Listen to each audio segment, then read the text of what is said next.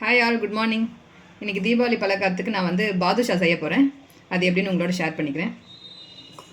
இந்த கப்பால் 2 கப் அளவுக்கு மைதா மாவு எடுத்துக்கிறேன். நீங்கள் வேணால் கோதுமை மாவு கூட எடுத்துக்கங்க.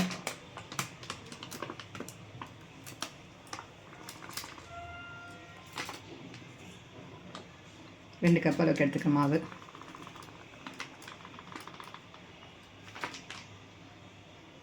தீபாவளி வந்தவே எல்லார் வீட்லேயும் ஸ்வீட்ஸ் நிறைய செய்வாங்க. நான் முதல் வந்து பாதுஷா தான் செய்ய ஸ்டார்ட் பண்ணுறேன். 2 கப் மைதா மாவோட பேக்கிங் சோடா சும்மா கொஞ்சமாக வந்து சால்ட்டு. எந்த ஸ்வீட்னாலும் கொஞ்சமாக சால்ட்டு சேர்த்தா தான் வந்து நம்மளுக்கு டேஸ்ட் கொடுக்கும். இது கூடயே ஒரு 2 ஸ்பூன் அளவுக்கு தயிர், புளிக்காத தயிர். இது கூடயே வந்து நெய் வந்து ஒரு 2 ஸ்பூன் போட்டுக்கங்க. இப்போ இது எல்லாத்தையும் ஒன்றா சேர்த்து நம்ம மிக்ஸ் பண்ணிக்கலாம்.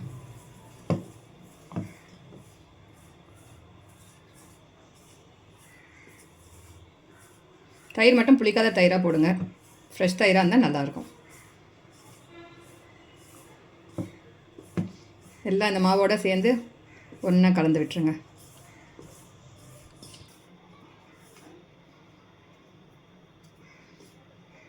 இந்த மாதிரி எல்லாத்தையும் மிக்ஸ் பண்ணிக்கோங்க. இப்போ கொஞ்சமாக தண்ணி ஊற்றி பிசைஞ்சிக்கணும். இது வந்து ரொம்ப தண்ணி ஊற்றி பிசையக்கூடாது. நம்ம பூரிக்கு எப்படி பேசுவோம் பார்த்தீங்களா, கொஞ்சம் டைட்டாக அந்த மாதிரி பேசணும். சப்பாத்திக்கு பேசுகிற மாதிரி சாஃப்டாக பேசக்கூடாது. அதனால் தண்ணி கொஞ்சமாக ஊற்றி முதல்ல பேசுங்க.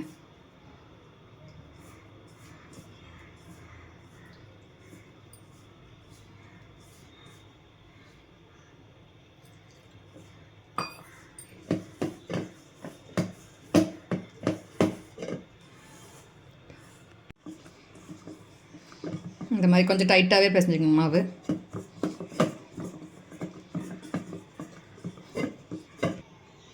இந்த மாதிரி பாருங்கள், மாவு பிரிச்சிங்கன்னா லேயராக வரும். இதை வந்து ஒன்று மேலே ஒன்று பிரித்து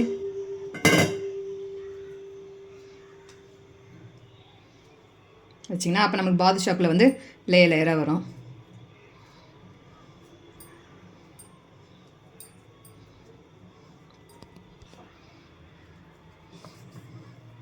உங்களுக்கு கையில் லைட்டாக ஒட்டுற மாதிரி இருந்துச்சுன்னா லைட்டாக ஒரு 2-3 சொட்டு எண்ணெய் ஊற்றிட்டு கூட நீங்கள் மாவை இது பண்ணிக்கோங்க.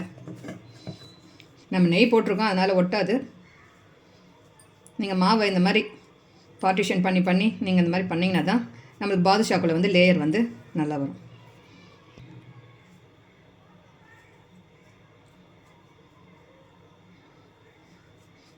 அது போதும். இப்போ இது வந்து ஒரு 1/2 hour அப்படியே ஊறட்டும். ரொம்ப அழுத்தம் கொடுத்தலாம் மாவு பேச வேண்டாம், அப்படியே லைட்டாக பண்ணிட்டா போதும். இது அப்படியே ஒரு 1/2 hour ஊறட்டும். இது வந்து காத்தாராமல் இருக்கிறதுக்கு மேலே நீங்கள் வந்து ஒரு காட்டன் கிளாத் போட்டு மூடி வச்சுருங்க.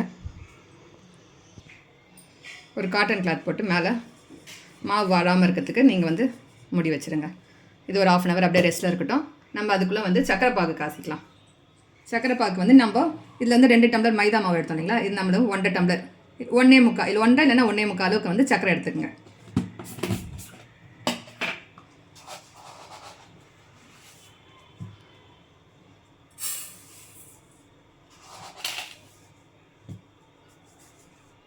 நான் வந்து 1.5 டம்ளர் எடுத்துக்கிறேன். ஸ்வீட் அதிகமாக வேணால் நீங்கள் 1.25 கூட எடுத்துக்கோங்க. நம்ம வந்து இந்த சக்கரை மூழ்கிற அளவுக்கு தண்ணி ஊற்றினா போதும்.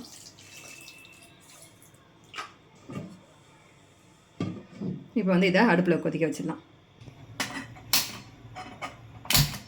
அடுப்பு பற்ற வச்சு நம்ம சக்கரை தண்ணி ஊற்றி வச்சுருந்தீங்களா அதை வச்சிடலாம். இப்போ ஒரு கரண்டி வச்சு இப்படி கலரி விட்டுனே இருங்க. சக்கரை எல்லாம் கரைஞ்சோடனே ஒரு பிசு தன்மை வரும் பார்த்தீங்களா, அந்த அளவுக்கு வந்தால் போதும். குலோப் ஜாமுன் செய்கிற மாதிரியே இந்த சக்கரை பாகு ரெடி பண்ணாவே போதும். இதுலேயே வந்து நான் ஏலக்காய் நுணுக்கி வச்சுருக்கேன், அது கொஞ்சமாக போட்டுக்கிறேன்.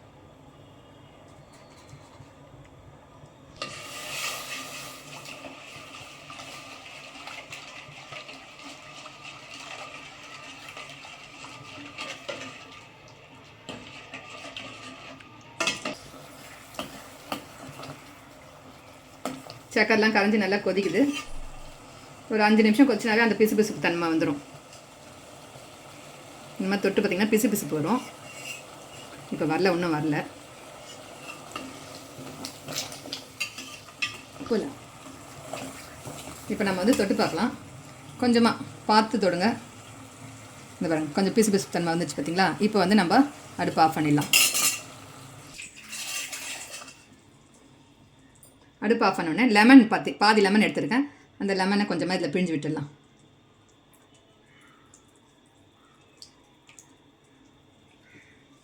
பிழிஞ்சிட்டு கலரி வச்சுடுங்க. அவ்வளோதான், சக்கரை பாகு ரெடி ஆயிடுச்சு. இப்போ நம்ம வந்து பாதுஷாங்களை உருண்டை ஊட்டி எண்ணெயில் போட்டு பொரிச்சு எடுக்க வேண்டியது தான். சக்கரை பாகு ரெடி ஆயிடுச்சு. அது ஒரு பக்கமாக இருக்கட்டும். நம்ம அதுக்குள்ள இந்த பக்கம் இன்னொரு அடுப்பு பற்ற வச்சு கடாய் வச்சுக்கலாம். இதுக்கு வந்து பாதுஷா செய்யறதுக்கு வந்து எண்ணெய் வந்து காயவே கூடாது. நீங்கள் எண்ணெய் ஊற்றிட்டு சிம்மில் வச்சுட்டு நீங்கள் பாதுஷா வந்து உருண்டை ஊட்டிக்கணும்.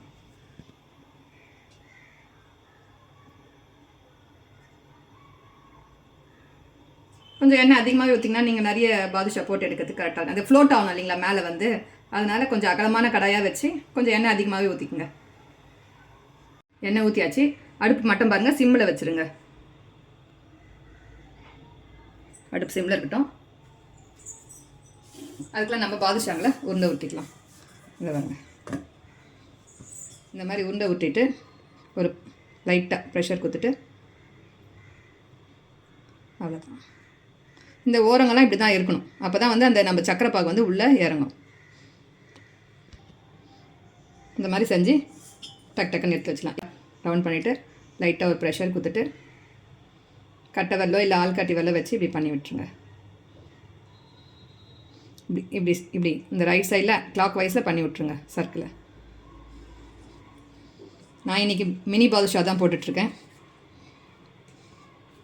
உங்களுக்கு வேணால் பெருசாக கூட போட்டு கட்டுறேன். அதுக்கப்புறம்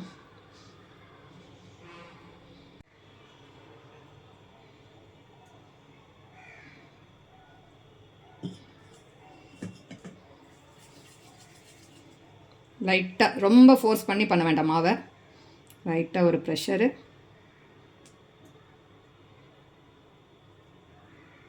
இந்த இதே மைதா மாவு இல்லாமல் கோதுமை மாவில் கூட நீங்கள் செய்யலாம். நல்லா இதே டேஸ்ட்டும் அதே போல் தான் இருக்கும்.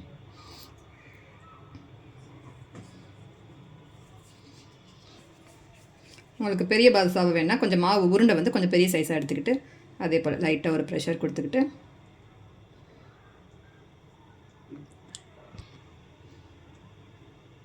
இது கொஞ்சம் பெரிய சைஸ் இது பாருங்கள். குட்டி பாதுஷா, பெரிய பாதுஷா. என்ன பார்த்தீங்கன்னா கை இப்படி உள்ளே வச்சு பார்த்தீங்கன்னா லைட்டாக வார்ம் தெரியும். அப்போ அந்த ஸ்டேஜில் நீங்கள் வந்து இது எல்லாத்தையும் ஒவ்வொன்றா போட்ட வேண்டியது தான். போட்டோடனே உள்ளே தான் இருக்கும். லைட்டாக நம்ம போடுறப்போ லைட்டாக ஒரு குட்டி குட்டியோன்னு பபிள்ஸ் வருது பார்த்தீங்களா. அந்த சூடு தான் வந்து கரெக்டான சூடு. இதே சிம்லேயே இருக்கணும். இதெல்லாம் ஒவ்வொன்றா தானாக மேலே வரும். அப்போ வந்து மீடியம் ஃப்ளேம்லேயும் சிம்லேயும் வச்சு வச்சு நீங்கள் மாற்றிக்கணும். தீ மட்டும் ஃபுல்லாக வைக்கக்கூடாது. ஏன்னா உள்ள மாவு வந்து நம்மளுக்கு வேகாது. மேலே கலர் வந்துடும், மாவு வந்து உள்ளே வேகாமையே போயிடும். இந்த மாதிரி ஒவ்வொன்றா சைடில் போட்டுக்கணும். அடுப்பு ஃபுல் சிம்மில் தான் இருக்குது. இப்போ நம்ம போட்டோம் பாருங்கள், ஒன்று மேலே வருது, இந்த ஒன்று மேலே வருது. அது போல் ஒவ்வொன்றா எல்லாமே மேலே வரும். அதுக்கப்புறம் தான் நீங்கள் சிம்லேருந்து கொஞ்சம் மீடியம் ஃப்ளேமில் தீ வைக்கலாம். நம்மளுக்கு வந்து மாவு வந்து நல்லா உள்ளே வெந்து வரும். நல்லா லேயராகவும் வரும். நல்லா ஒவ்வொன்றா ஃப்ளோட் ஆக ஆரம்பிச்சிருச்சு.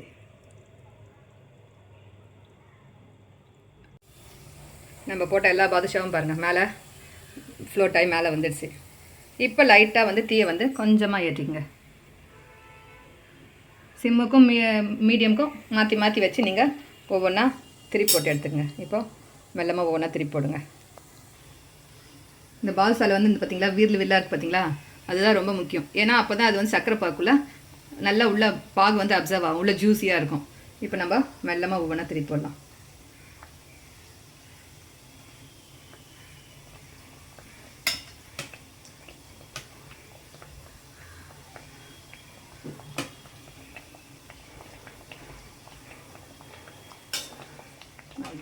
நல்லா வீரில் வந்துருக்கு பாருங்க. அப்போ தான் வந்து சக்கரை பாகு நல்லா உள்ளே இறங்கும். பாருங்கள் எல்லாம் அழகாக வெந்து வந்துடுச்சு. கலருமே பாருங்கள் நல்லா கோல்டன் கலரில் வந்துடுச்சு. பாதுஷாலாம் ரெடி ஆகிடுச்சு. இப்போ நம்ம வந்து இதெல்லாம் ஒன்றா சேர்த்து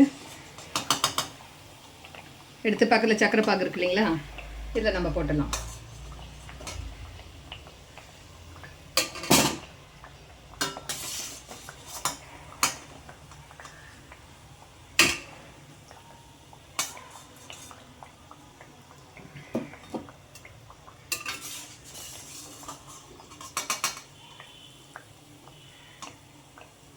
ஒரு சைடாக சாய்ச்சிங்கனாவே எண்ணெய் வந்து இதெல்லாம் இருந்து வந்துடும்.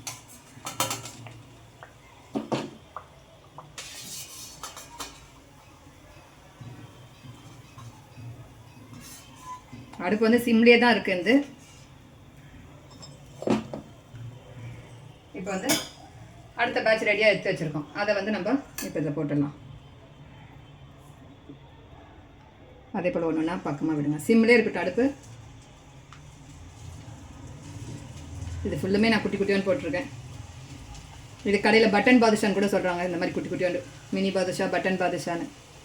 இது பசங்க ரொம்ப லைக் பண்ணி சாப்பிட்டாங்க. அதனால் நான் குட்டி குட்டியோண்டே போட்டிருக்கேன். இதெல்லாம் நம்ம போட்டதெல்லாம் திரும்ப அதே போல் ஒன்று ஒன்றா மேலே ஃப்ளோட் ஆகி வரும். நம்ம அதுக்குள்ளே இதை வந்து சக்கரை பாகில் போட்டதை வந்து ஒன்றா கலரி வச்சிடலாம். இப்போ இது எல்லாத்தையும் ஒன்றா போட்டு நம்ம இது சக்கரை பாகு வந்து இது மேலெல்லாம் ஊற்றி விடலாம். ஒரு 1/2 hour நல்லா ஊறிச்சினாவே உள்ளே எல்லாம் அப்சர்வ் பண்ணிக்கும். இது அப்படியே இருக்கட்டும். அடுத்தது நம்ம போய் போட்டது என்ன ஆச்சுன்னு பார்க்கலாம். பாருங்க எல்லாம் மேலே வந்துச்சுங்களா. ஒன்று நம்ம எல்லாமே இப்படி திருப்பி போட்டுங்க.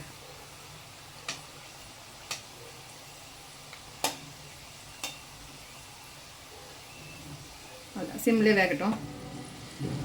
இதுவும் எல்லாம் திருப்பி போட்டாச்சு. இதுவும் வெந்தவுடனே இதையும் எடுத்து சக்கரை பாகுலேயே நம்ம ஏற்கனவே எடுத்து வச்சோம் இல்லைங்களா. இதெல்லாம் எடுத்துகிட்டு அதையும் சக்கரை பாகுலேயே நம்ம போட்டு ஊற வச்சிடலாம்.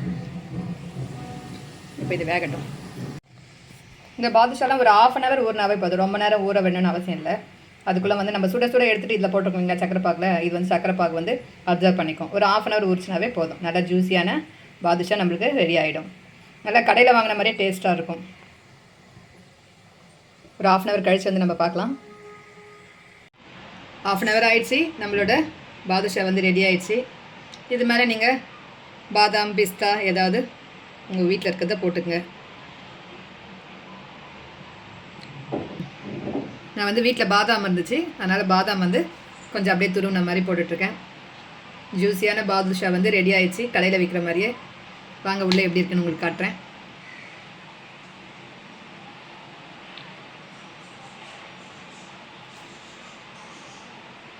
பார்த்தீங்களா உள்ள நல்லா ஜூஸியாக.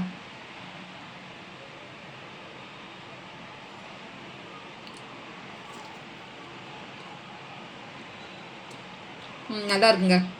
சர்க்கரையும் வந்து கரெக்டாக இருக்குது. நல்லா உள்ள ஜூஸியாக இருக்குது. உள்ளே வந்து நல்லா லேயராக வந்துருக்கு. டேஸ்ட்டாகவும் இருக்குது. நீங்கள் எல்லோரும் செஞ்சு பாருங்கள். இந்த வீடியோ உங்களுக்கு பிடிச்சிருந்தா லைக் பண்ணுங்கள், கமெண்ட் பண்ணுங்கள், ஷேர் பண்ணுங்கள். மறக்காமல் ராதிகாஸ் குக்கிங் சேனலை சப்ஸ்கிரைப் பண்ணுங்கள். தேங்க்யூ.